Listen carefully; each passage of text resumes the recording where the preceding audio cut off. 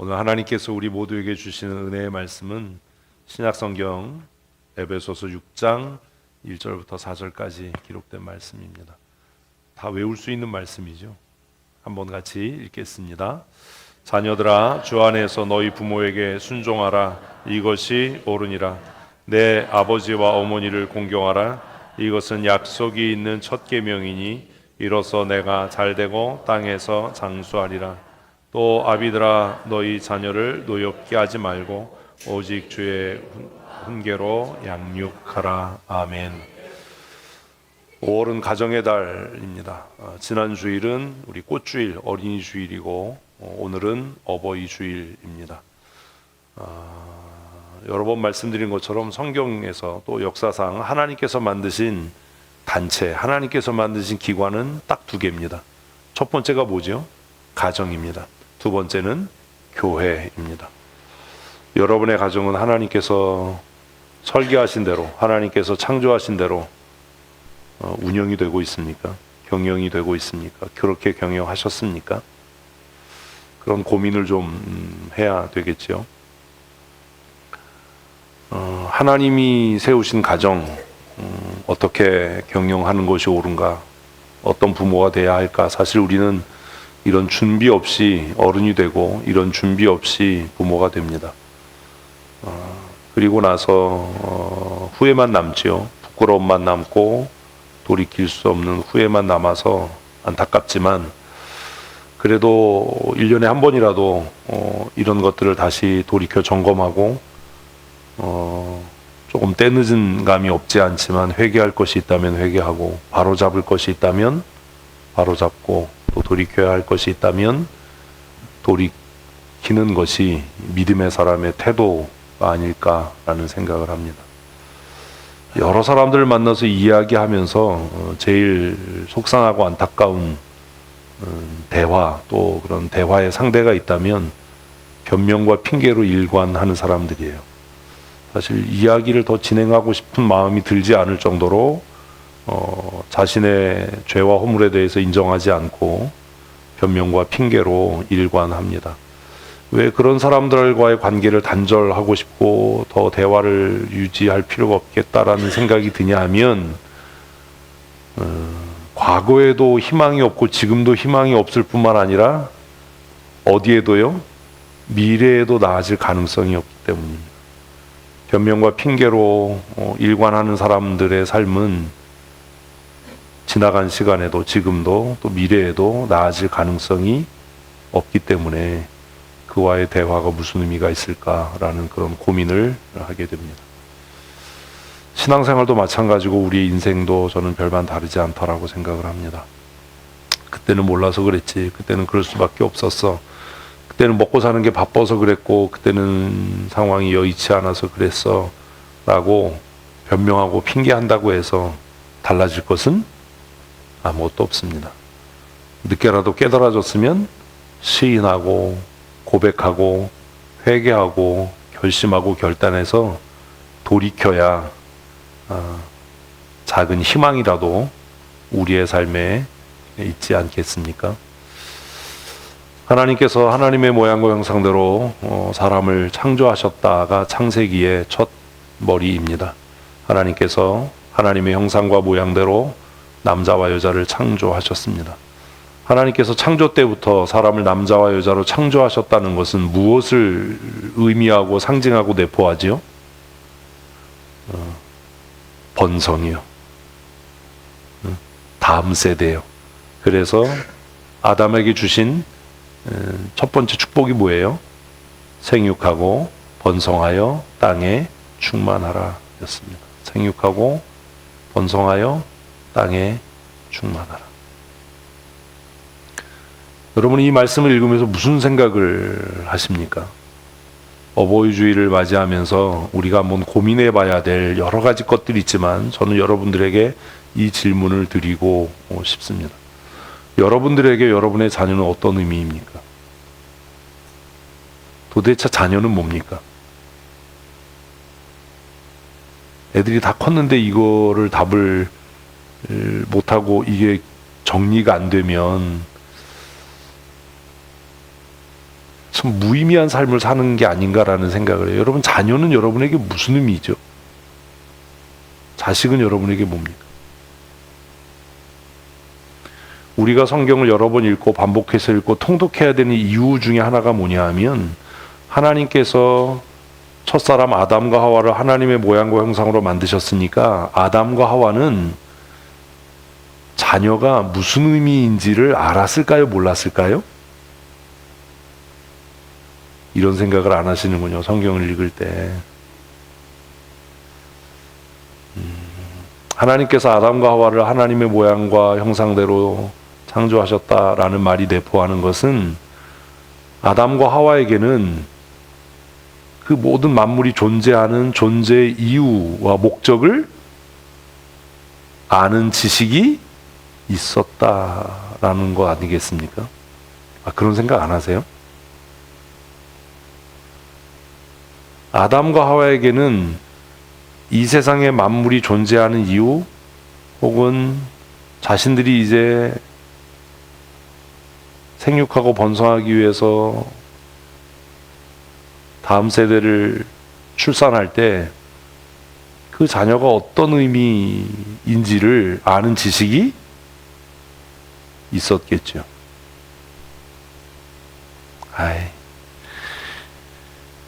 그러니까 굳이 성경이 자녀를 낳는다는 건 이런 의미다라고 설명할 필요가 없었던 겁니다.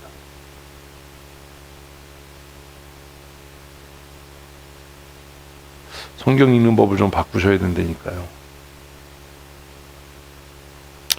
이런 거죠. 우리 일상의 삶에서도 상대편이 다 알고 있는 것에 대해서 굳이 설명할 이유가 있나요? 없죠. 설명할 필요가 없어요. 알고 있는 걸 계속 구구절절 설명하면 그거는 헛소리인 거예요. 의미가 없는 소리예요. 그래서 하나님께서 아담과 하와를 하나님의 모양과 형상대로 창조하셨다라고 하는 그 말을 우리는 그냥 교회에서 그냥 배우고 그냥 이렇게 닳고 닳아서 그냥 뭐 하나님의 형상과 뭐 권능과 뭐 어쩌고 이런 것만 생각하지, 하나님이 갖고 있었던 신적인 지식을 아담과 하와가 소유하고 있어서 그 만물의 존재 이유와 목적에 대해서 알고 있었겠구나, 이런 생각을 하지 않는다는 겁니다. 그러니 하나님께서 자녀를 왜 출산하게 하셨는지에 대한 이유도 아담과 하와는 알고 있었겠죠. 그러니까 창세기에 자녀를 어떻게 양육해야 된다라는 그런 설명이 필요 없었던 겁니다.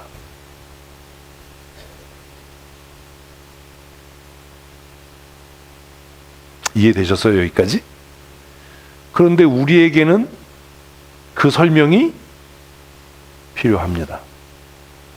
그래서 필요를 알아서 여러분이 얻은 결론이 뭐냐라는 거예요. 필요하다는 걸 아는 게 목적이 아니에요. 그 뭐냐 그러면? 왜 하나님이 우리에게 자녀를 주셨냐? 그 목적을 아냐? 그 이유를 아냐? 이게 중요한 거지. 그 자녀를 출산하게 하시는 목적이 있다, 이걸 아는 건 아무 의미가 없는 거예요. 사실 근데 그런 생각도 안 해요. 왜 우리는 하나님이 우리로 하여금 자녀를 생산하게 하신 목적을 모르지요? 나 이러면 진짜 이게 빨리빨리 이게 지나가야 되는 거예요. 왜 모르죠, 우리는? 그게 타락의 결과예요. 진짜 너무한다, 너무해. 그러니까 그냥 성경을 지식으로만 막 외워가지고 아담의 죄가 원죄가 돼서 그것이 우리는 죄 가운데 태어나고 이것만 외우지, 그게 뭘 의미하는지를 모르는 거예요.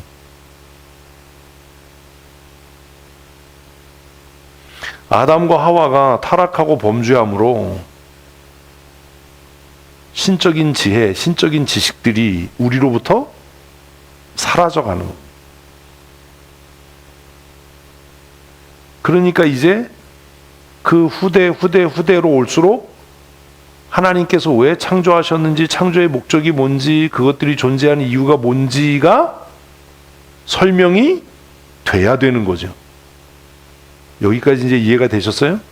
그래서 창세기 이후부터 그런 것들이 하나하나 설명되기 시작하는 겁니다. 자녀는 이렇게 길러야 돼. 자녀는 이런 의미가 있는 거야. 이렇게 기르면 실패하는 거야. 자녀를 이렇게 기르면 너희들 그 자식 때문에 낙심하게 될 거고 부끄럽게 될 거야. 이 이야기들이 비로소 기록되기 시작하는 겁니다. 그게 뭐의 결과예요? 타락의 결과입니다. 죄의 결과입니다. 그런데 우리는 성경을 읽으면서 그런 관점으로 읽지 않습니다.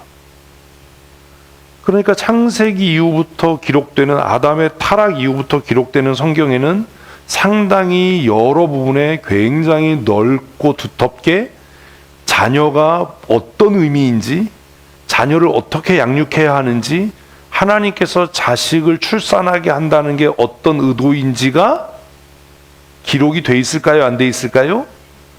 돼 있지요. 그래서 아냐라는 거예요.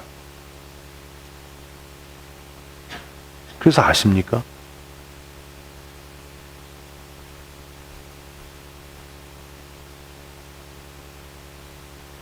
성경에서 자녀를 어떻게 정의하고 있는지,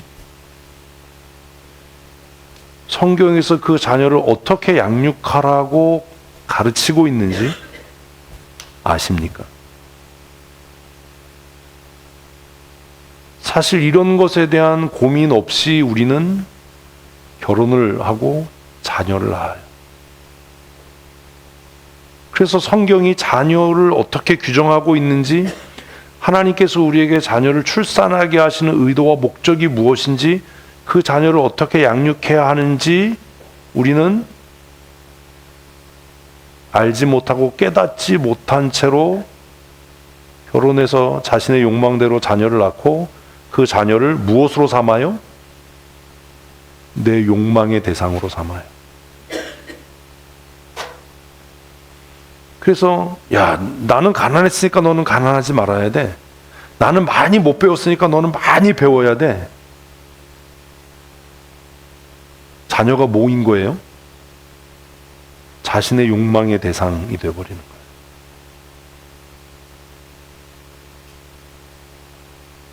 그래서 자녀가 좀 공부를 잘하거나 뭐 돈벌이가 좀 나으면 그게 자신의 무엇으로?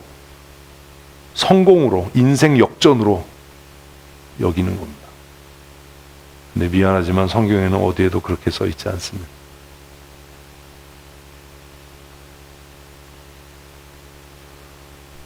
성경을 읽으면서 이런 것들이 정리가 되지 않은 채로 부모가 됩니다. 이거는 목사도 장로도 뭐 다 똑같습니다. 그러니까 때로는 우리가 혼란스러운 게 뭐냐면, 아니 목사님 가족의 자식들이 왜 저러지? 장로 집안의 자식들이 왜 저러지? 그냥 일반적으로 상식적으로 생각하면 교회의 믿음의 계보를 이어가야 될 사람이 누구예요? 목사 자식들이고 장로 자식들이고 권사와 집사 자식들인데, 여러분 한번 주위를 돌아보십시오. 그 자식들이 지금 어디 있나?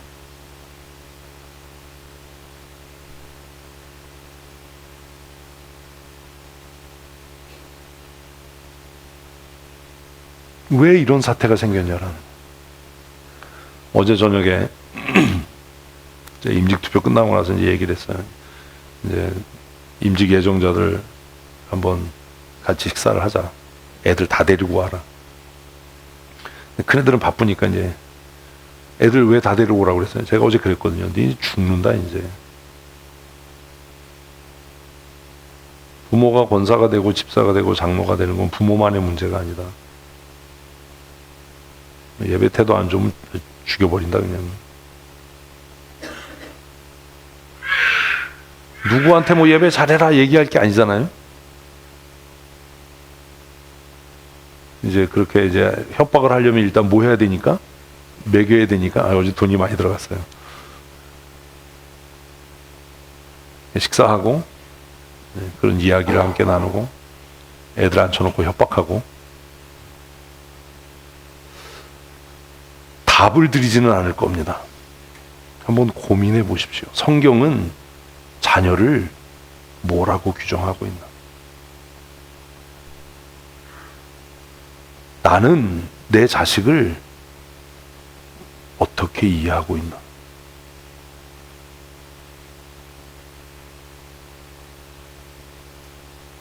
성경이 우리의 삶에 아무 영향력이 없는 이유는 이렇게 공허한 지식이 되어버렸기 때문입니다. 지금 어떤 아이가 태어났습니다. 이 아이가 선합니까? 악합니까? 악하죠. 그 생각도 안 하는 거예요. 애가 뭘 알아요? 다 알아요? 네? 대답 못하죠. 다 알아요. 적어도 뭐에 대해서? 선함과 악함에 대해서. 아이, 참 큰일이네 이거. 선함과 악함에 대해서. 그래서 잠언은 뭐라고 그러냐면 어렸을 때 그 악함을 벗겨내고 악함에서 구원하기 위해서 두드려 패라는 거예요. 이야기 들어주지 말라는 거예요. 네? 이해를 못해요. 근데 우리는 그냥 요즘에 뭐 현대 뭐 유아교육 뭐 맨날 그 되지도 않는 거 붙잡고 뭐 얘기하는 거예요. 얘기 됩니까 그게? 그렇게 붙잡고 설명 들어주고 뭐 그러면요, 걔 뭐만 늘어요? 변명과 핑계와 거짓말만 늘어요. 그게 정말 말 잘하는 말쟁이 만들어주는 거예요. 그걸 이해를 못해요. 성경은 자녀를 뭐라고 이야기하는가? 나는 어떻게 이해하고 있는가? 그러면 어떻게 해야 할까? 이게 고민이 돼야 되는 겁니다. 한번 그런 관점으로 잠언을 한번 읽어보십시오. 잠언에는 그런 것들이 농축돼 있으니까 짧은 시간 안에.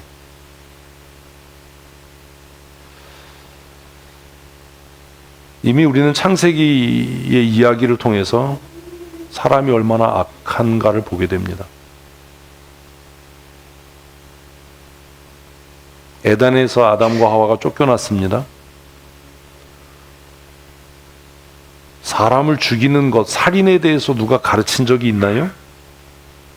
없습니다. 그런데 가인은 형제를 죽입니다. 어떻게 그럴 수 있었죠? 그가 악하기 때문입니다.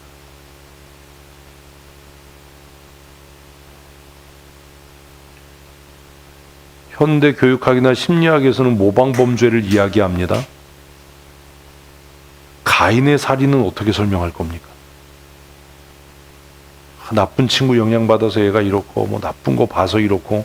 아니에요. 성경은 처음부터 뭐래요? 인간이 악하다.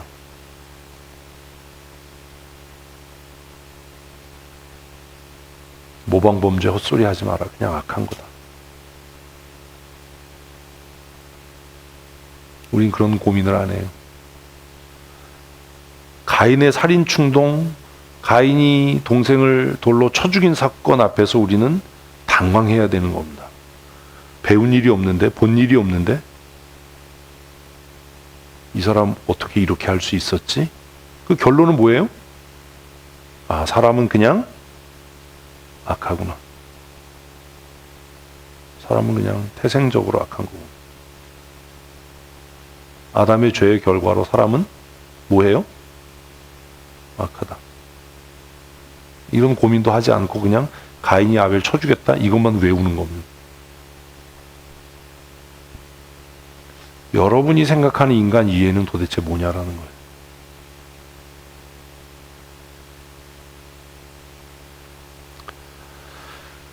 그러면 뭐 그건 여러분들이 이제 고민하라고 숙제를 드렸으니까 다 커버려서 끝났지만 이제는 그러면 우리는 어떻게 양육해야 되겠습니까?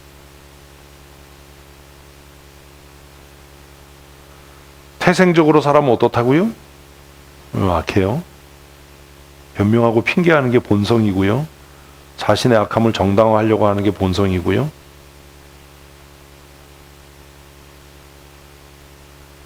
그러면 그런 본성을 갖고 태어나는 자녀들을 어떻게 양육해야 될까? 어떻게 해야 되겠어요? 창세기에서 하나님은 가인에게 뭘 얘기하죠? 성경 읽는 게 아무 의미가 없어요.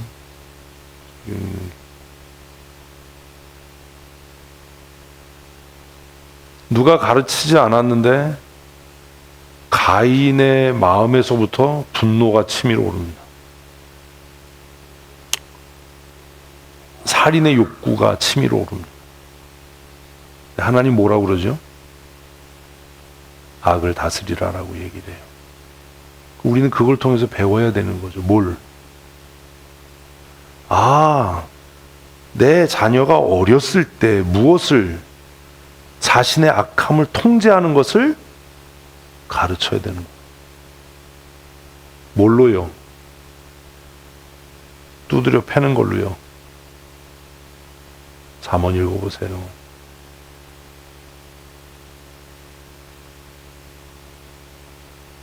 이해를 못하는 거예요, 성경을.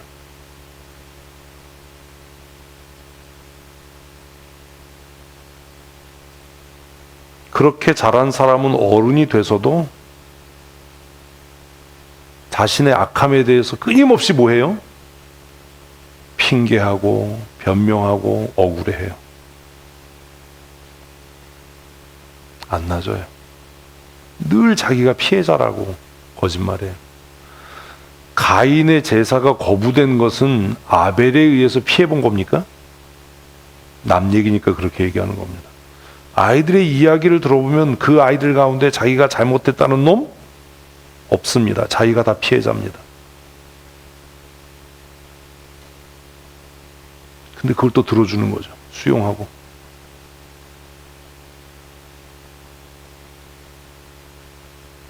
근데 어른이 돼서도 그러는 거예요.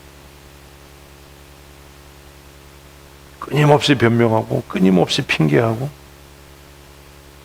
잠언에서 왜 아이를 채찍으로 때릴지라도 죽지 않는다?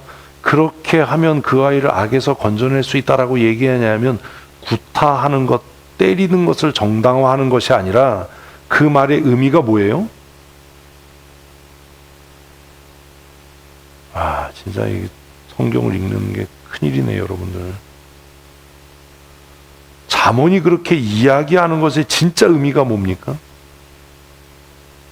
어려서부터 뭘?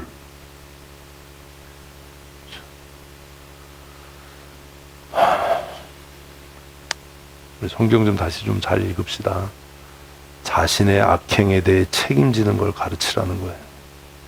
뭘 가르치지 말고, 핑계와 변명을 가르치지 말고, 네가 행한, 네가 저지른 악행에 대해서 뭐 해라?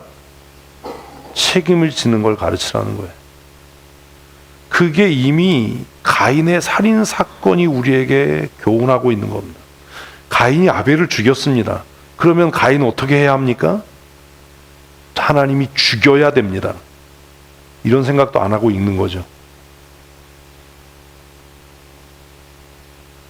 가인이 자신의 예배가 하나님 앞에 거부됐다는 것, 그 책임을 아벨에게 전가하고 분노와 살기가 가득해서 아벨을 돌로 쳐 죽입니다. 그러면 마땅한 하나님의 공의는 뭐예요? 가인을 죽이는 겁니다. 근데 하나님은 가인을 죽이지 않습니다. 그래서 의문이 드는 겁니다. 어린 마음에 왜 하나님은 가인을 살려 두셨을까? 그 이후에 모세 시대에 기록된 법을 보면 사람을 죽인 자는 반드시 죽이라라고 명령하신 하나님이 왜 아벨의 살인 사건에서는 그의 사형 집행을 유보하셨는가? 이런 고민 안 하세요? 성경 읽으면서?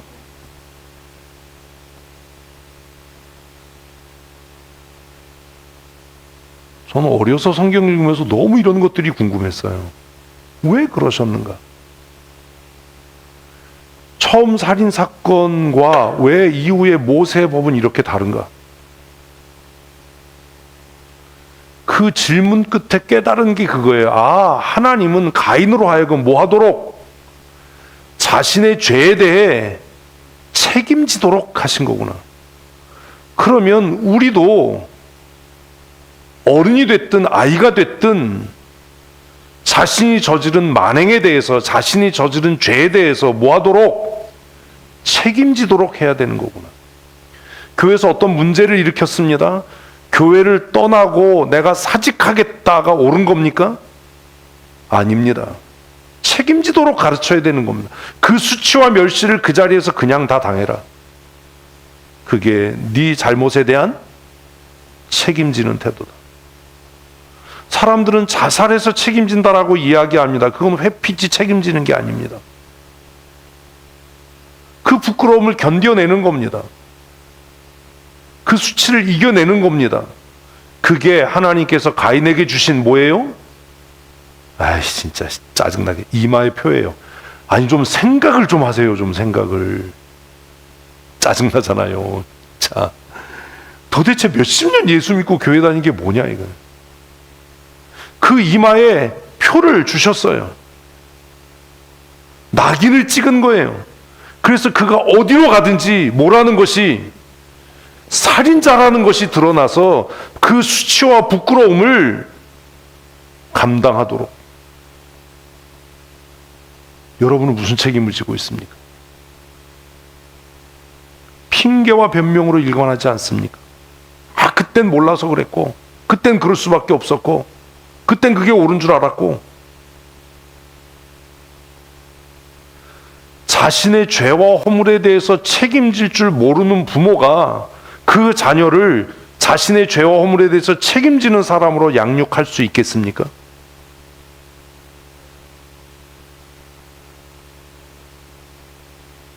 우린 이런 고민을 하지 않는 거예요. 왜 잘못에 대해서 집요하게 책임을 묻냐? 잔인하다. 왜 그렇게 끝까지 그래야 되냐? 그냥 용서하면 안 되냐? 성경은 뭐라고 얘기한다고요? 안 된다고요. 그건 용서가 아니라고요. 그건 죄와의 야합이고 값싼 동정이지 그게 용서가 아니라고요. 진짜 용서는 자신이 지은 죄에 대해서, 자신이 저지른 만행에 대해서 뭐 하는 것이다? 끝까지 책임지는 거다. 그게 진짜 용서다. 책임질 수 있는 기회를 그에게 주는 거다. 그게 존중이다. 하나님은 가인을 존중하셨어요. 그래서 그로 하여금 뭐 하게 하셨다고요? 책임지게 하셨어요. 하나님이 가인을 죽여버릴 수 있는 능력이 없어서 그를 살려두신 것이 아니라, 이게 깨달아지니까 그게 하나님의 긍휼과 은혜인 거예요. 뭐 하도록 하시는? 나로 하여금 내 죄를 책임지게 하시는, 그 수치와 부끄러움을 받아들이고 그것을 지고 살게 하시는, 그것이 뭐다? 하나님의 자비와 긍휼이다. 그리고 마침내 하나님께서 우리의 죄를 스스로 책임지신 거죠. 그게 예수 그리스도의 십자가인 거. 어린 마음에 이해가 안 됐습니다. 하나님 전능하시다면서요. 그러면 그냥 너 죄 없어라고 선언해버리면 우리의 죄가 사라지고 없어질 텐데 왜 굳이 잔인하게 그 아들을 십자가에 못 박으셔야 했습니까? 이게 제 질문이었어요. 이상한 종교다, 기독교는. 사랑이라며, 관용이라며, 용서라며, 어떻게 자기 독생자라고 하는 아들을 이렇게 잔혹한 방법으로, 이렇게 수치스러운 방식으로 죽음에 이르게 할 수 있는가? 시간이 지나면서 깨달았던 게 뭐냐면, 죄 짓지 않는 게 거룩함이 아니라 자신의 죄에 대해서 끝까지 뭐 하는 것? 책임지는 것이 거룩함이구나. 우리 가운데 그런 사람이 있냐라는 것.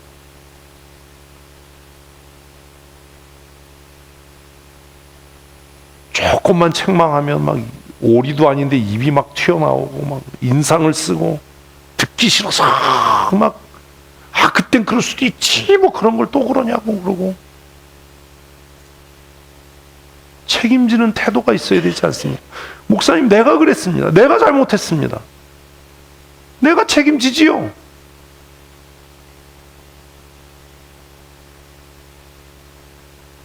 제가 끝까지 잘 책임질 수 있도록 기도해 주십시오.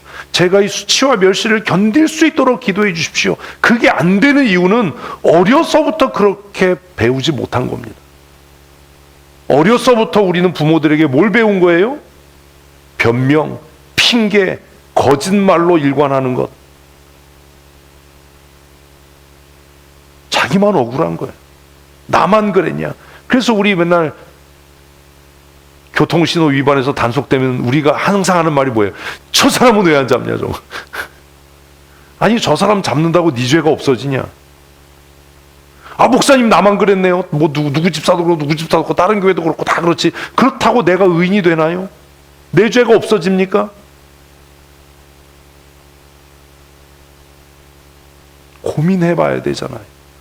우리가 우리의 자녀를 양육하는데 실패하는 이유는 부모인 우리가 우리 자신의 죄에 대해서 인정하고 시인하고 고백하고 책임지는 삶을 살고 있지 않기 때문입니다. 그러니 우리는 우리의 삶으로 우리의 자녀들에게 거짓말을 가르치고 핑계를 가르치고 변명을 가르치고 다른 사람을 혐오하는 것들을 가르치는 것 아닙니까? 그래서 적당히 그냥 그럴듯한 말로 거짓말을 해서라도 핑계대고 변명되면 용서되는 것 같은, 죄가 사라지는 것 같은 그런 착각을, 그런 신기루를 아이들에게 가르치고 있는 것 아닙니까? 그러니 이제 우리 정신을 차리고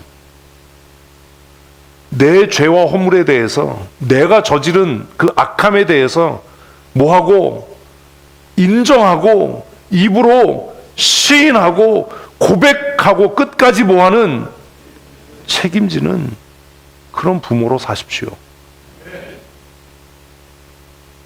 그게 은혜에 합당한 삶입니다. 언제까지 변명으로 일관하고 핑계로 일관하고 외면함으로 피해 다니겠습니까? 저 만나는 게 불편한 사람은 죄진 거예요. 응? 보고 싶지 않잖아. 일단 부딪히고 싶지 않고. 왜요? 자기 죄가 드러나니까요. 응?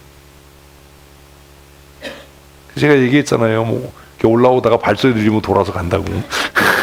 이쪽 계단으로 올라오다가 내가 저쪽 계단으로 올라오고. 이게 웃을 일입니까? 우리가 누구 닮아서 그래요? 아담 닮아서 그래요. 아담. 숨었잖아요. 찾아오시잖아요. 아담아 내가 어딨냐 부르시는데 못 찾겠다 꾀꼬리를 하잖아요. 그러니까 너무 답답하시니까 누가 너에게 벗은 것을 가르쳐 줬냐라고 물으시는데도 아담은 뭐 한다고요? 변명과 핑계로 그 상황을 모면하려고 한다고. 하나님이 지어서 내게 짝지어 주신 이 여자가 나를 유혹해 먹게 했습니다. 아니 그런다고 먹었던 사실이 없어집니까? 네? 누구의 나쁜 영향을 받아서 그래요? 누구 말을 들어서 그래요? 그랬다고 내 죄가, 내 선택이 없어집니까? 아니잖아요. 그 일을 똑같은 일을 계속하고 사는 거예요. 그러지 말아야죠. 그냥 산뜻하고 깔끔하게 내가 그랬습니다. 내가 나쁜 놈입니다. 내가 잘못했습니다. 이제는 안 그러려고 노력하겠습니다. 그러니 나를 도와주십시오.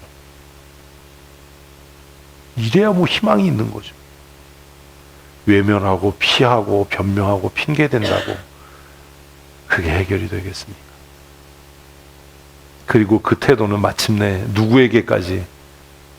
자녀들에게까지 삶의 태도로 가르쳐져서 그 아이들도 결국 그 죄의 저주 아래서 그렇게 살다가 끝나지 않겠습니까?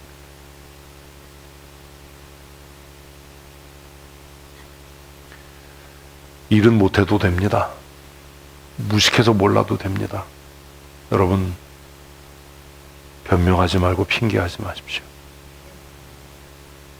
뭘 하자고 하면 맨날 안 되는 이야기, 안 되는 조건만 이야기하지 말고 어렵네요, 어려운데 한번 해보겠습니다. 이래야죠. 이건 이래서 안 되고 저건 저래서 안 되고 이건 이래서 못하고 이건 저래서 못하고 언제까지 변명과 핑계로 자신의 무능함을 감추고 가리고 살겠습니까? 그 수치가 여러분 대에서 끝나지 않고 누구에게 가르쳐진다고요? 자녀들에게 가르쳐집니다.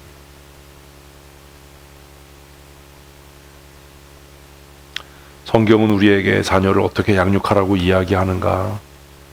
1절 말씀 읽어보십시다. 자녀들아, 주 안에서 너희 부모에게 순종하라. 뭘 가르치라고요? 순종을 가르치라고요. 그런데 우리는 변명과 핑계를 가르쳐요. 뭘 안 가르치고 순종을 안 가르쳐요. 그래서 제가 집에 가서 교회 얘기하지 말아라고 하는 게 그거예요. 집에 가가지고 막 교회에 대한 불평을 이야기합니다. 목사에 대한 불평을 막 이야기합니다. 그리고 나서 자기가 왜 순종하지 못하는지 뭐 해요? 변명하고 핑계를 해요. 그러면 그 이야기를 들은 자녀들은 누구에게? 부모에게 불평하고 불순종하면서 뭘 얘기를 한다고요? 자기가 순종하지 않는 변명과 핑계를 또 그렇게 늘어놓는 겁니다. 당해보면 이제 속이 뒤집어질 겁니다. 그러니 자녀들에게 부모 순종하는 것을 가르치려면 부모인 우리가 우리의 죄와 허물에 대해서 뭐하는? 책임지는 것을 자녀들 앞에 보여야 하는 겁니다. 아주 극단적으로 얘기하면 이런 겁니다. 교회에서 자기 딴에나 하려고 열심히 했어요. 집 사고 뭐 건 사고 장로해서. 근데 아주 그냥 공개적으로 박살이 났어요. 그럴 때가 있잖아요. 응? 그러면 그걸 우리 자녀들도 다 듣고 봤어요. 근데 집에 와서 부모가 맞아, 내가 잘못했지. 목사님 말씀이 오라. 그러니 내가 이 문제를 해결하기 위해서 이렇게 해야지. 목사님 찾아가서 내가 잘못했다라고 말씀드리고 내가 어떻게 해야 될지 물어야지. 그래 보신 적이 없으시지요? 한 번도. 그걸 곁에서 지켜본 자녀는 뭘 배우겠어요? 아, 내 행동에 책임져야 하는 거구나. 내 말에 책임져야 하는 거구나.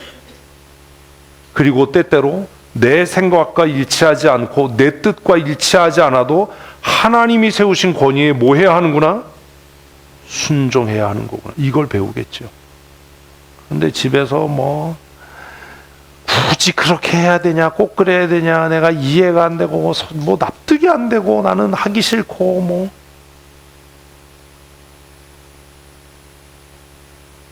교회 행사하잖아요. 정교연 수련회하고 체육대회 하면 애들도 귓구멍이 있죠. 콧구멍만 있는 게 아니라 뭐 그걸 꼭 해야 되냐, 가기 싫고 뭐 그걸 굳이 해야 되냐 막 이래요. 그러면 애들이 마음속에 뭘 배워요? 아, 불순종해도 되는 거구나. 안 해도 되는 거구나. 이렇게 무책임해도 되는 거구나. 제가 그래서 우스갯소리로 그 얘기 했잖아요. 내가 교회 가기 싫은 이유 성가대 찬양이 그지 같다. 응? 성도들이 지랄같이 말 안 듣는다. 예배 시간에 잔다. 그래서 나 교회 가기 싫다 그랬더니 엄마가 뒤통수를 빡 때리면 넌 그래도 가야 돼 이 새끼야. 그래서 왜? 그러니까 네가 그게 담임 목사야 뭐 이럴 때잖아요. 자기는 자기 자녀에게 엄마 말씀 들어라, 아빠 말씀 들어라, 순종해라라고 얘기하는데 자기는 교회 정책에 따르지 않고 그걸 꼭 그래야 되냐, 나 하기 싫은데 가기 싫은데 뭐 이렇게 사는데 어떤 자식이 그 부모의 행동을 보고 내가 부모 말씀에 순종해야 되는 이럴 미친놈은 없어요. 자기가 자기 자식을 망치고 있는 거예요. 여러분 어떻게 생각하세요? 자녀들아 주 안에서 너희 부모에게 순종하라. 어떻게 자녀들에게 순종을 가르칠 겁니까? 속이 들끓어도 목사님 말씀이니까 무조건 순종해야 돼, 이렇게 하는 것이 자존심 상하는 일이 아니라 그런 태도를 자녀들 앞에서 보이는 것이 자녀들로 하여금 그러면 나도 엄마 아빠 말에는 무조건 순종해야 되는 거구나를 가르치는 거 아닙니까? 아, 이렇게 날이 좋은데 우리 가족끼리 놀러 가면 안 돼요. 안 돼. 교회가 정책적으로 일을 한다라고 했고 목사님이 그렇게 말씀하셨으니까 순종해야 돼 라는 것을 실천하면 징징거리면서 따라오던 새끼들이 커가면서 아, 내 마음에 안 들어도 엄마 아빠 말씀에는 순종해야 되는구나. 순종은 그렇게 가르치는 거예요.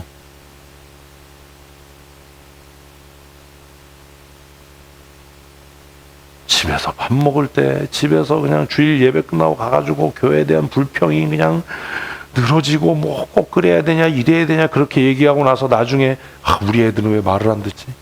우리 애들이 왜 교회를 안 나가지? 우리 애들이 왜 신앙생활을 안 하지? 왜요? 그 부모가 순종하지 않고 불평하는 걸 보고 듣고 자랐는데 그 아이가 뭐하러 교회를 나갑니까? 교회 갔다 오면 부모가 싸우는 걸 봤는데 그 아이가 뭐하러 신앙생활을 합니까?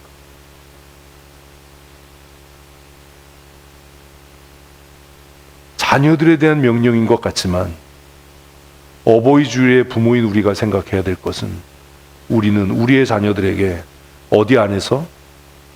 주 안에서. 이 주 안에서라는 말이 갖고 있는 함정이 있어요. 여러분 어떻게 부모가 됐습니까? 답을 못하죠. 이해를 못하는 겁니다. 쉽게 설명하죠. 제가 어떻게 춘천성도교회 담임 목사가 됐습니까? 이것도 답을 못하죠. 어제 위임식 했거든요, 신입교회. 제가 가서 그랬어요. 뭐 격려사, 축사, 권면 다 비슷비슷하고 설교도 비슷비슷하고 다 그렇잖아요. 제가 어제 격려사 하면서 우리 교회에 내 서재 방문 앞에는 두목님이라고 써 있다.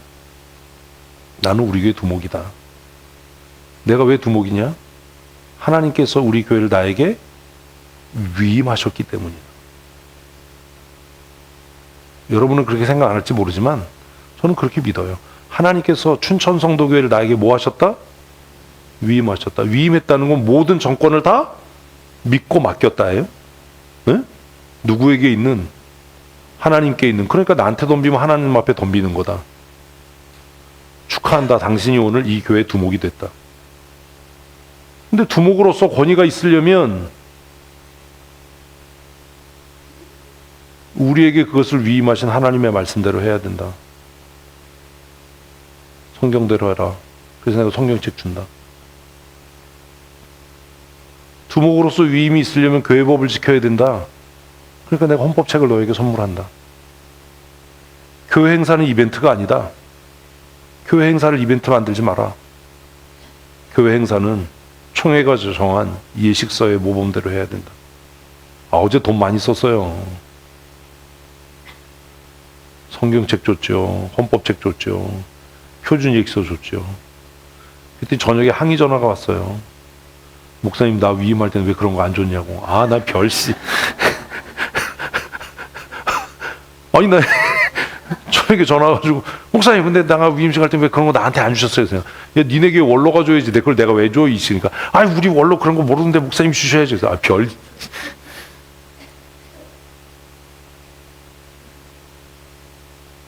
우리가 어떻게 부모가 됐어요? 하나님께서 우리의 자녀들 우리에게 위임하신 겁니다. 이것도 모르고 부모가 되는 거예요.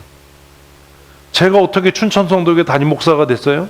하나님께서 여러분들을 저에게 위임하신 겁니다. 그러니까 여러분은 저에게 덤비면 하나님께 덤비는 거라고 얘기했잖아요. 모세가 이스라엘 백성들이 아론에게 덤빌 때 제가 그 말씀을 읽으면서 감동됐거든요. 신학교 가기 전에. 도대체 아론이 누구길래 너희가 덤비냐? 하나님께서 세운 하나님의 사람 아니냐? 어디 감히.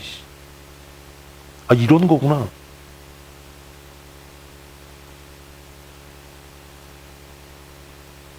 왜 순종해야 돼요? 부모가 합리적이고 논리적이고 이성적이어서가 아니에요. 내 마음에 맞기 때문이 아니에요. 집에서 자녀들이 아빠, 목사님 말씀이 좀 이상한 것 같고 이해가 안 되는 것 같은데, 그럴 때 우리가 목사님은 하나님께서 우리를 위해 세운 하나님의 종이고 하나님께서 우리를 그분에게 위임하셨으니까 우리가 그분의 말씀에 순종하는 것이 옳다라고 했다면 여러분의 자녀들이 여러분에게 순종하지 않겠습니까? 내가 네 부모 되고 싶어서 된 거 아니고 네가 내 자식 되고 싶어서 된 게 아니라 하나님께서 너를 내 자녀로 나에게 맡기시고 위임하셨으니까 너는 무조건 내 말에 뭐 해야 된다? 순종해야 된다. 그러신 적 있으십니까? 이걸 가르치셨습니까?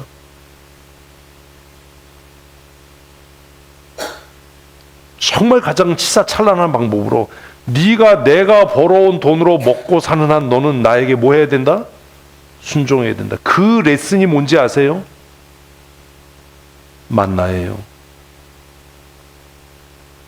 너희가 아침마다 내가 내려주는 양식으로 먹고 사니까 너희는 내 말에 아니요, 목숨 걸고 순종해야 된다. 이 광야에서 만나가 끝나면 너희의 인생도 끝나는 거니.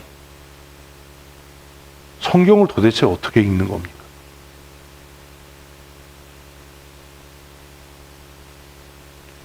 하나님의 은혜로 우리가 산다면 우리는 하나님의 말씀에 무조건 이유 없이 순종해야 되는 겁니다.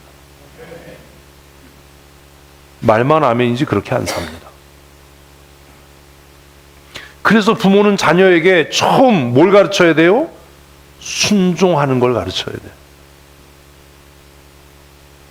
어디에서요? 주 안에서요. 하나님이 주신 권위로. 하나님이 주신 권위로. 목사가 목회하면서 하나님께서 나에게 이런 권위를 주셨다를 상실하게 되면 사람의 종이 됩니다. 돈의 노예로 전락합니다. 사람 눈치보다 끝납니다. 저는 그렇게 목회하지 않습니다.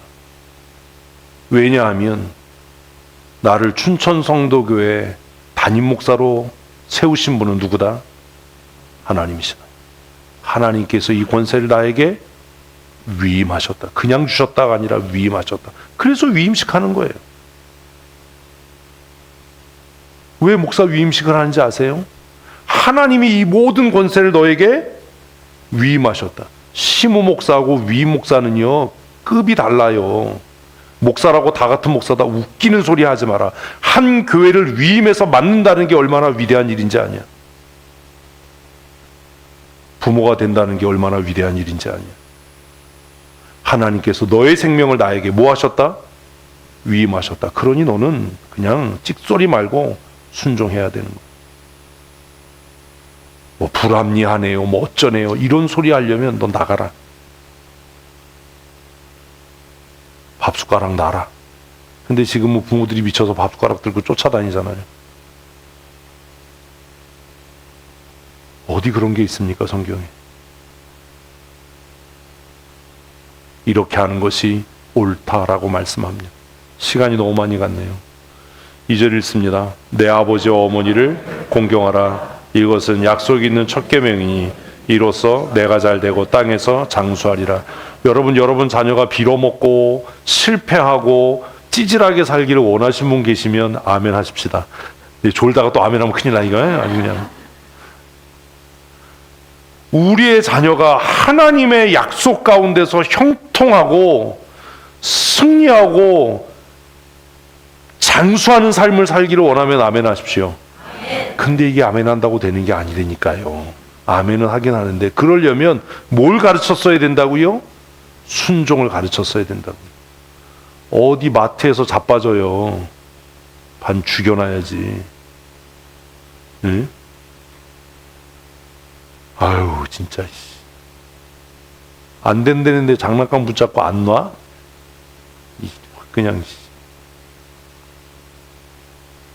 순종을 가르쳐야죠. 왜요? 아이씨 답을 못하면 안 끝나잖아. 왜요? 내 자식이 하나님의 은혜로 복받는 삶을 살기를 원한다면 기죽이지 않기 위해서 뭐 야단안 치고 무슨 해달라는 거 다 해주고 그냥 집이 놀이동산 같게 만들고 뭐 이런 게 아니라 뭘 가르쳐야 된다고요? 순종을 가르쳐야 돼요. 정말 못돼 먹은 성도는요, 제가 목사의 권위에 순종해라 이러면요, 아유 지가 뭔데 이래요. 왜 그걸 가르쳐요? 제가 여러분이 하나님의 은혜로 마음대로 하세요. 진짜 맨날 그냥 빌어먹고 살고 그냥 병들어서 죽고 그냥 그러세요. 진짜 이해를 못해. 여러분이 저에게 순종한다고 해서 제가 얻을 유익은 아무것도 없습니다. 제가 이단 교주 같으면 여러분이 순종하면 집문서 갖고 와라, 땅 문서 갖고 와라, 카드 긁어서 헌금해라 뭐 이러겠지만 못 그러잖아요. 왜? 말씀 따라 살기로 서약했으니까요. 그래서 어제 제가 성경책을 줬다니까요. 네가 두목으로 마음껏 이 교회에서 목회해도 된다. 그러나 뭘 떠나지 마라? 하나님의 말씀을 떠나지 마라. 어제 저녁에 문자가 왔어요. 목사님 말씀대로 제가 잘 목회하겠습니다. 위 목사가 됐으니 마음대로 해도 된다. 단 어디 안에서? 주 안에서. 네가 정직하게 주 안에서 그 일을 하는데 누가 덤벼?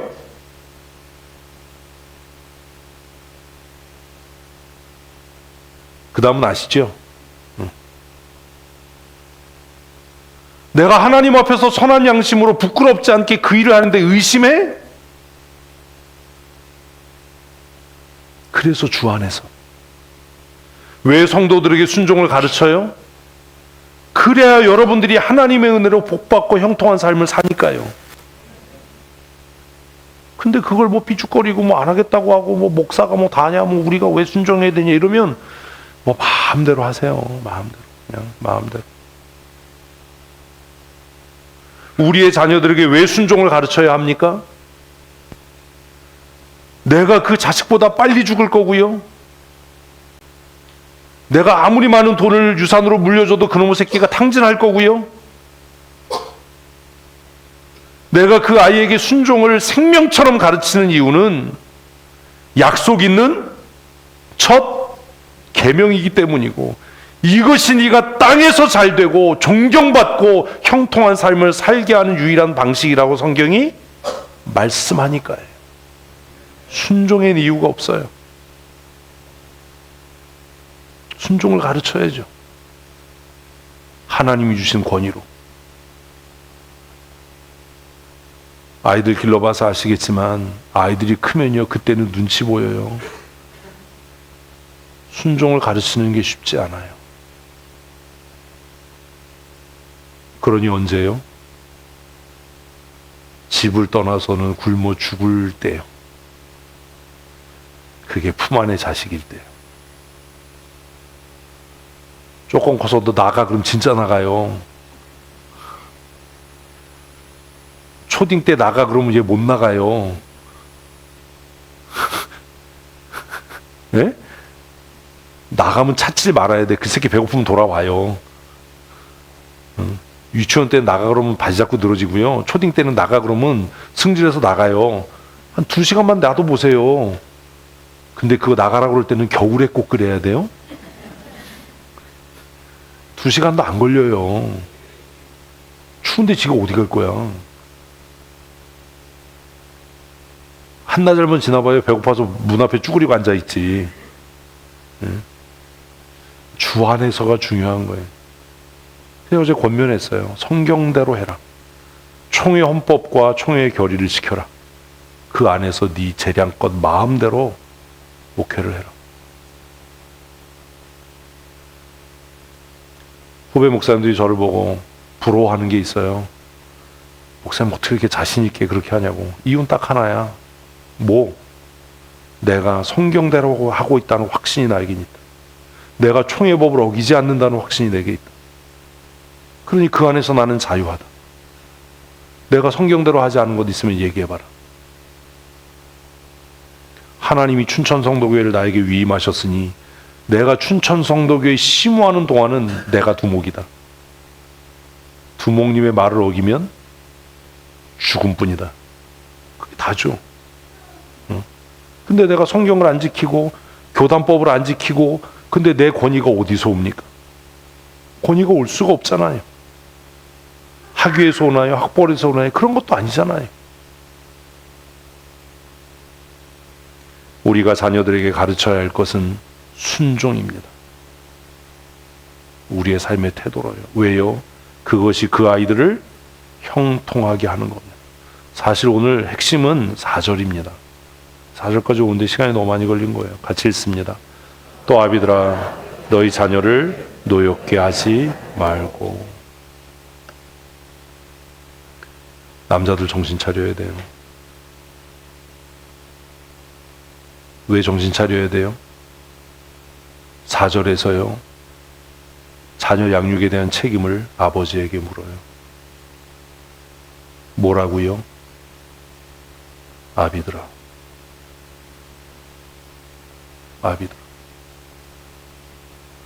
하나님께서 그 가정의 모든 권위를 누구에게? 아버지에게 줬어요. 그래서 제가 개인적으로, 이건 정말 개인적인 얘기인데, 무슨 부인 눈치 보고 부인 존경하고 이러면 저는 이건 진짜 상쪼다예요. 쉽게 얘기하면 이런 거잖아요. 제가 우리 교회에서 목회하는데 늘 장로님들 눈치 보고 권사님들 눈치 보면 여러분 저를 어떻게 생각하겠어요?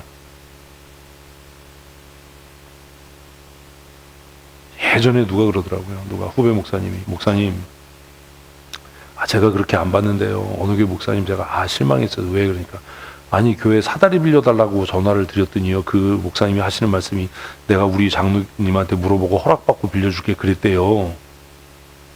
응? 그래서 그 후배 목사가 아니 무슨 교회 사다리 하나 빌려주는 거를 장로님 눈치를 보고 장로님 허락을 받고 빌려준다고 그러는지 나는 실망을 했다고 생각해. 야 그게 그런 얘기겠니? 관리를 장로님이 하시니까 목사님이 어디 사다리가 있는지 모르니까 그렇게 하신다는 것이 그 얘기가 아니었어요 그러더라고요.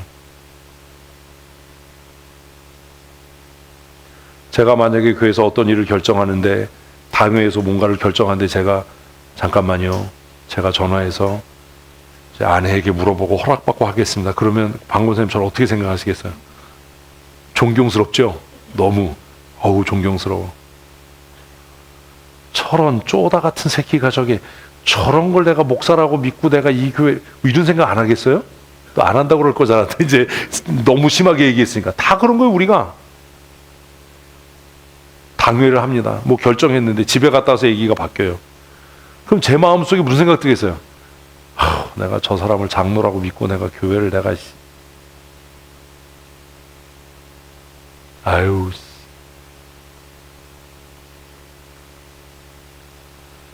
자녀들과 많은 시간을 보내는 건 어머니들입니다. 그래서 유대인들의 전통에는 어머니가 유대인이고 남편이 이방인일 경우에는 그 아이를 유대인으로 인정을 했습니다. 그런데 에베소서에서는 뭐라고 이야기하냐면 아비들아 라고 이야기해요. 자녀 양육에 대한 책임이 누구에게 있다? 아버지에게 있다. 이 이야기는 아버지가 자녀들과 많은 시간을 보내고 있기 때문이 아니라는 겁니다.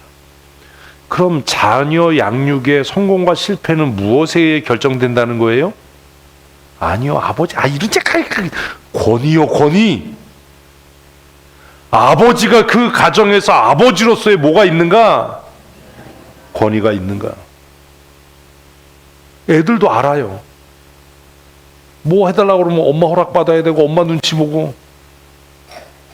그 아이들이 건강하게 자라겠습니까?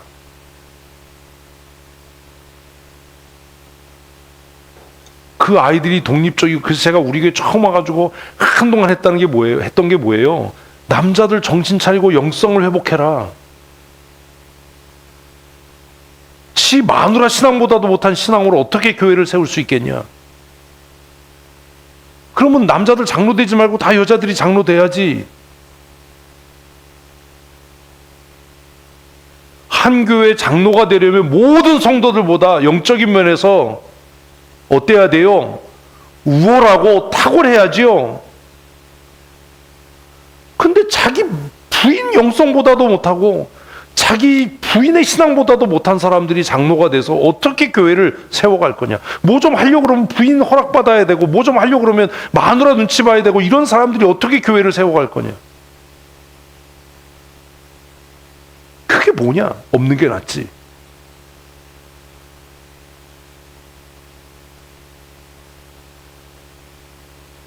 에베소서는요, 자녀 양육에 대한 모든 책임을 누구에게?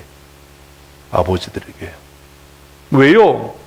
하나님께서 그 가정에 최고의 권위로 세우셨으니까요. 부인보다 뭐 학벌이 모자라면 어때요? 부인보다 좀 돈을 못 벌면 어때요? 전업 주부로서의 삶을 살면 어때요? 그래도 하나님께서 그 가정에 최고의 권위로 세우신 사람은 누구라고요?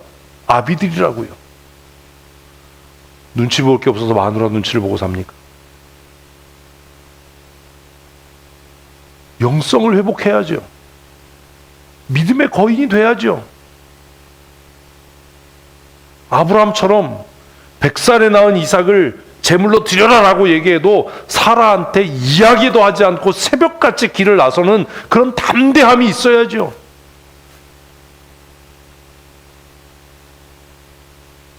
내가 하나님 앞에 헌금하겠다라고 했는데 부인한테 야단맞고 그것도 못하는 그런 찌질한, 그거 눈치 보고 설득하느라고 시간이 걸리는, 차라리 말이나 하지 말지.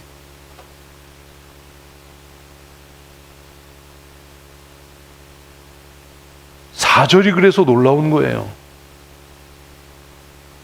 자녀 교육의 책임은 누구에게? 아버지에게. 그런데 그 아버지들이 자녀를 양육하면서 정말로 조심해야 될 게 있다. 그게 뭐라고요? 노엽게 하지 말라는 거예요. 자녀 교육을 실패하는 원인 중에 하나가 뭐냐? 자녀들을 뭐하게 한다고요? 노엽게 하는 겁니다. 자식들이 싫어하는 일은 하지 말아야죠. 싫어하는 일을 계속 반복적으로 지속적으로 하면서 왜 순종하지 않냐라고 얘기하면 그게 미친 거예요. 그건 자녀를 독립적인 인격으로 대하지 않는 거예요. 진리의 문제가 아닌 이상 각 사람마다 성향과 성격에 따라 뭐가 있다고요? 호불호가 있어요. 네? 이게 하나님의 말씀, 생명의 말씀, 진리에 관한 거라면 그 호불호와 관계없이 무조건 복종하고 순종해야 하게 하지만, 그 진리의 문제가 아니라면 내 자녀라 하더라도 그 아이를 인격적으로 존중해야 되는 겁니다. 그 아이가 싫다라고 하면 그 일을 하지 말아야 되는 겁니다. 원하지 않는다라고 하면 강요하지 말아야 되는 겁니다. 그걸 뭐라고 이야기했다고요? 노엽게 하지 마라. 우리는 그 일을 해요. 그러고 나서 부모에게 순종하라고 그러는데 너 왜 순종 안 해? 무슨 미친 소리를 하는 겁니까? 무슨 정신 나간 소리를 하는 겁니까? 특별히 아버지들이 조심해야 될 게 그거예요. 자녀들을 인격적으로 상처 주지 마라. 존중해라. 그 아이의 결정을 뭐 해라? 존중해라. 자식이 싫다고 하면 하지 말아야죠. 왜 그걸 고집하면서 순종하지 않냐고, 왜 억지를 부리냐고. 그게 말이 되는 소리냐고. 그것처럼 미련한 게 어딨냐고. 우리가 하지 말아야 할 것은 자녀를 뭐 하지 않는 것? 네, 인격적으로 무시하고 노엽게 하지 않는 것, 분노하게 하지 않는 겁니다. 발작 버튼 눌러놓고 왜 분노하냐고 그러면 미친 거지요. 분노하게 해놓고 왜 승질내고 신경질 내냐라고 하면 그게 정상입니까? 말도 안 되는 소리를 하는 거잖아요. 그리고 긍정적인 면에서 해야 될 게 있어요. 뭐래요? 같이 읽습니다. 오직 주의 교훈과 훈계로 양육해라. 시간이 너무 많이 가서. 이게 되려면 아버지가 영성이 있어야 되는 겁니다. 뭘로요? 주의. 무엇으로? 교훈, 훈계. 성경을 알아야죠. 주의 말씀을 알아야죠. 아버지가 성경을 모르는데 어떻게 주의 교훈과 훈계로 양육합니까?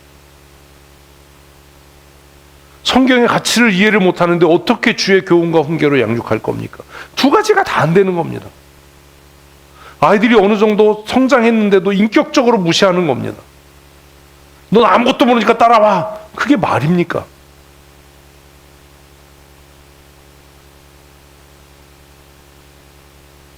주의 교훈과 훈계로 양육하려면 아버지들이 영성이 회복돼야죠.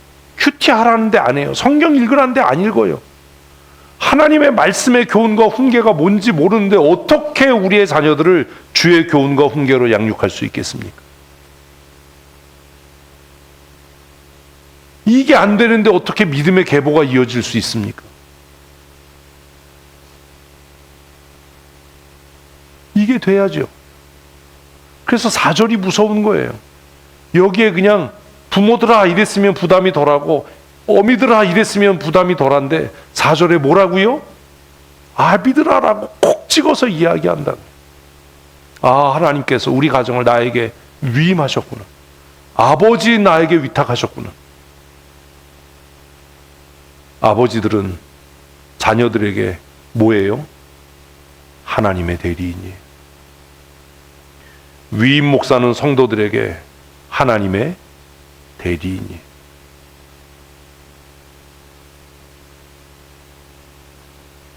위임을 한다는 건 교회를 그리스도의 피값으로 값주고 사신 하나님께서 그 교회 모든 성도들을 그 목사에게 위탁하는 겁니다.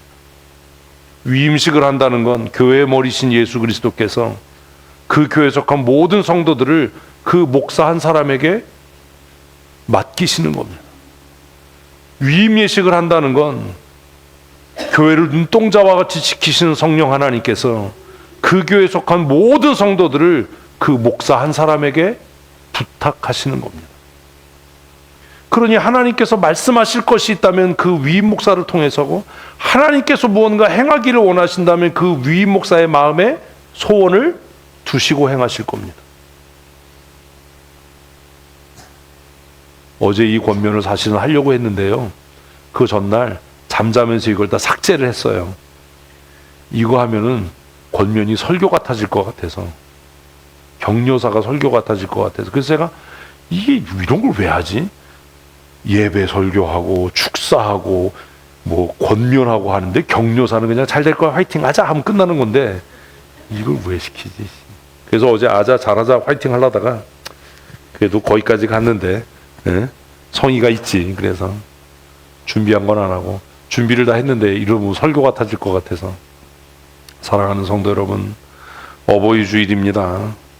꽃 단다고 우리가 어버이가 되는 것도 아니고, 이 꽃이 자랑스러운 것도 아니고, 그러니 이제라도 고민을 해야 되지 않겠습니까?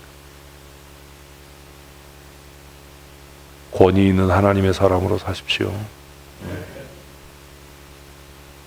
주의 교훈과 훈계로 양육해야 합니다. 아이들이 책망과 꾸중을 들을 때 우리 아버지의 책망은, 우리 아버지의 꾸중은 하나님의 말씀과 일치한다. 이게 인정이 돼야죠. 그래야 그 아이들이 노엽지 않죠. 특별히 아비이신 여러분, 회개하고 정신 차리고 하나님께서 우리에게 주신 권위로, 우리에게 위임하시고 위탁하신 그 권세로 우리의 자녀들을 잘 가르치고, 특별히 교회 장로된 여러분, 또 장로가 될 우리 정성택 집사님, 이제는 당신들이 우리 춘천 성도교회 아비의 역할을 잘 해야 하니 주의 교훈과 훈계로 성도들을 잘 이끌어가고, 성도들이 평가할 때 이해는 안 돼도 우리 장로님들은 뭐대로 한다? 말씀대로 한다. 우리 장로님들이 먼저 목사님의 말씀에 무조건 순종하는 사람들이니 우리도 그 권위와 그 가르침에 순종하는 것이 마땅하고 옳다. 이런 분위기가 우리 교회에 이제 기초로 자리 잡아서 새로운 역사를 써내려가는 그런 교회가 될 줄로 믿습니다. 주의 교훈과 훈계로 하나님께서 주신 이 귀한 아비의 사명들을 잘 감당해내는 믿음의 사람들 되십시다. 아멘. 교회의 머리 되신 우리 구주 예수 그리스도의 크신 은혜와 독생하신 아들 예수 그리스도를 우리를 위하여 이 땅에 보내시고 우리를 위한 대속의 제물 삼으셔서 우리를 죄악 가운데서 구원하시고 살리신 아버지 하나님의 그 크시고 놀라우신 은혜와 사랑하심과 성령님의 임재하시고 교통하시며 지금도 우리 안에서 말할 수 없는 탄식으로 친히 간구하셔서 하나님의 사람으로 권위 있고 능력 있는 삶 살게 하시는 성령 하나님의 강권적인 은혜와 충만케 하시는 역사하심이 어버이 주일에 우리가 어떻게 부모로서의 삶을 살아가야 할지, 우리의 자녀들을 주의 교훈과 훈계로 양육하는 것이 무엇인지를 다시 고민하고 결심하고 선택하게 하기로 결심하는 사랑하는 주의 권속들 머리머리 위에와 그들의 가정 위에 또 우리 춘천 성도교회 위에 영원토록 함께 있을지어다. 아멘.